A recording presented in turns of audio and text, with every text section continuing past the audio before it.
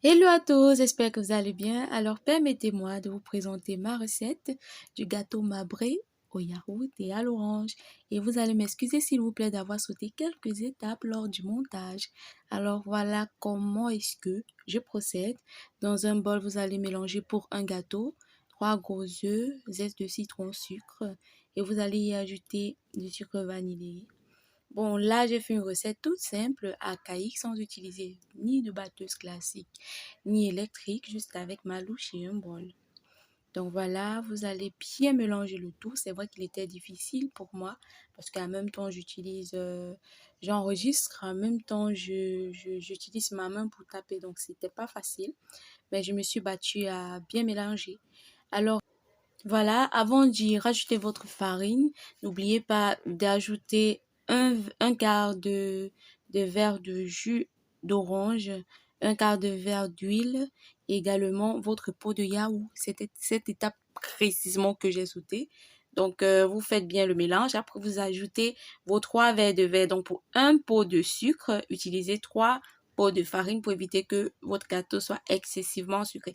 En fait, ça dépend de ce que vous aimez, quoi. Donc après, vous vous rassurez de bien mélanger toute la composition afin que cela soit homogène et de vous battre à ce qu'il n'y ait pas de boule à l'intérieur pour que vos gâteaux ne soient pas laids, en fait. Donc, je me suis battue sans batteuse électrique, sans batteuse classique, à bien mélanger pour que ce soit homogène, quoi, en fait. Donc,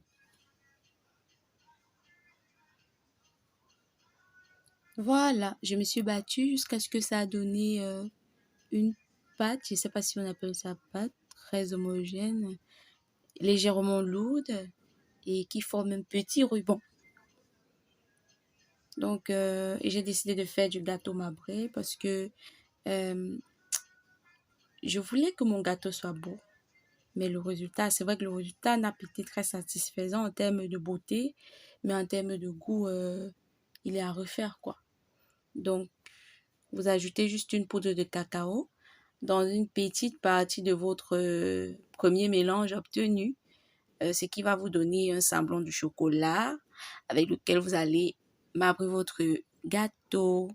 Voilà. Ensuite, c'est toujours essentiel de beurrer son moule avec du beurre, effectivement, et de la farine pour éviter à ce que le gâteau ne colle dans le moule. Donc, nous sommes déjà à la phase finale. Vous versez juste votre pâte dans votre moule. Ça, c'était le moment vraiment fatidique, un moment solennel où je me suis rendu compte que j'ai raté le marbre. Donc, cette phase m'a tellement énervée au point où je n'ai même pas filmé. Ça a donné du n'importe quoi. Donc, voilà la phase aussi essentielle parce que j'ai pas fait ce gâteau ni au four, ni avec du sable comme on le fait très souvent. Moi, j'utilise ma marmite et 3 morceaux de pierre sur lesquels je vais déposer le moule, comme vous voyez dans la vidéo. Vous déposez, vous mettez un feu doux pour éviter que le gâteau ne brûle avant la cuisson. Il faut mettre un feu doux.